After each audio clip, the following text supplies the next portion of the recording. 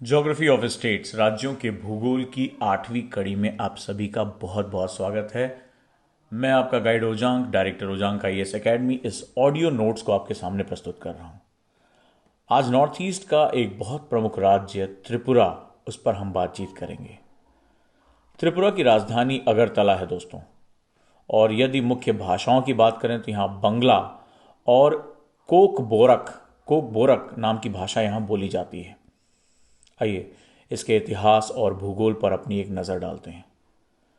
त्रिपुरा त्रिपुरा की अपनी अनोखी जनजातीय संस्कृति और दिलचस्प लोक गाथाएं हैं।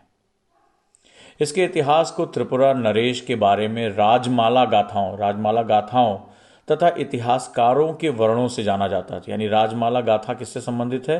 त्रिपुरा नरेश से। महाभारत और पुराणों में भी त्रिपुरा का उल्लेख मिलता है। यदि राजमाला की बात करें तो त्रिपुरा के शासकों को फा उपनाम से पुकारा जाता था। एग्जाम के लिए बहुत महत्वपूर्ण है, फा उपनाम से जाना जाता था। फा का अर्थ होता था पिता। 14वीं शताब्दी में बंगाल के शासकों द्वारा त्रिपुरा नरेश की मदद किए जाने का भी उल्लेख मिलता है। त्रिपुरा के शासकों को मुगलों के बार बार आक्रमण का भी सामना करना पड़ा, जिसमें आक्रमणकारियों को सफलता मिलती रही। कई लड़ाइयों में त्रिपुरा के शासकों ने बंगाल के सुल्तानों को हराया भी। 19वीं शताब्दी में महाराजा वीरचंद्र किशोर माणिक्य बहादुर के शासनकाल में त्रिपुरा में एक नए युग का सूत्रपात हुआ। उन्होंने अपने प्रशासनिक ढांचे को, जो उसका एडमिनिस्ट्रेटिव स्ट्रक्चर था, ब्रिटिश भारत के नमूने पर बनाया। जैसे ब्रिटिश में होता है वहां पर उस हिसाब से बनाया, और यहां अपने क्षेत्रों में कई सुधार लागू किए। उनके उत्तराधिकारियों ने 15 अक्टूबर 1949 तक त्रिपुरा पर अपना शासन किया। तत्पश्चात त्रिपुरा इंडियन यूनियन में भारत संघ में शामिल हो गया।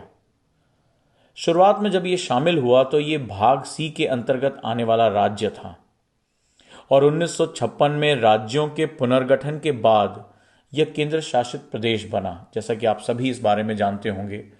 परंतु 1972 में इसने पूर्ण राज्य का दर्जा प्राप्त कर लिया।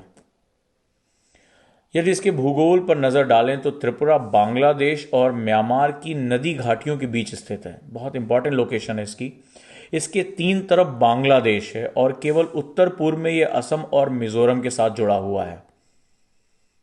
आइए हम इसके कृषि के बारे में बात करते हैं। त्रिपुरा की अर्थव्यवस्था मुख्यतः कृषि पर आधारित है।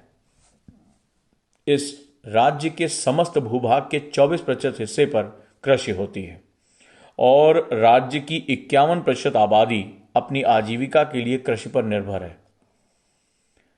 सिंचाई बहुत आवश्यक है, और त्रिपुरा एक पहाड़ी इलाका है, और माना जाता है कि इसके आधे हिस्से से भी कम हिस्से में, यानी 11,700 हेक्टेयर भूमि में केवल सिंचाई की व्यवस्था उपलब्ध है। यानी इसमें हमें बहुत ज़्यादा अभी कार्य करने की आवश्यकता है।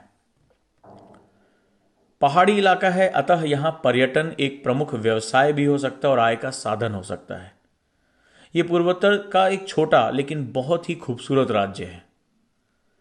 इसके उत्तर, दक्षिण और दक्षिण पूर्व में अंतर्राष्ट्रीय सीमाएं हैं। इसके पूर्व में बांग्लादेश है। इसकी सीमा 2 राज्यों असम और मिजोरम से लगी हुई है। एग्जाम के लिए इंपॉर्टेंट है ये। इस खूबसूरत राज्य में 19 पारंपरिक जनजातियां तथा बंगाली और मणिपुरी लोग रहते हैं। त्रिपुरा के जो दृश्य हैं वो बहुत ही खूबसूरत हैं, बहुत ही समृद्ध और विविध सांस्कृतिक पहचान है। इसका पुरातत्व महत्व है, आर्कियोलॉजिकल इसका इंपॉर्टेंस है। इसकी वास्तुकला बहुत ही महत्वपूर्ण है। साथ ही साथ हैंडीक्राफ्ट, हस्तशिल्प, रंग, डिजाइन, ये सब कुछ यहाँ बहुत ही विहंगम और बहुत ही खूबसूरत है। दोस्तों, यदि इसके उच्च न्यायालय अधिकार क्षेत्र की बात करें तो ये त्रिपुरा के अंतर्गत ही आता है। ये त्रिपुरा के विषय में एक संक्षिप्त परंतु महत्वपूर्ण जानकारी रही। उम्मीद करता हूं आपको ये ऑडियो पसंद आया होगा। ऑडियो की समस्त श्रृंखला मेरे ऐप ओजांग आईएएस एकेडमी पर उपलब्ध है ऑडियो फॉर्म में। आप उस लाइब्रेरी को यूज़ कर सकते हैं और चलते फिरते पढ़ाई कर सकते हैं। जुड़े रहिए टेलीग्राम चैनल ओजांग आईएएस एकेडमी से। धन्यवाद।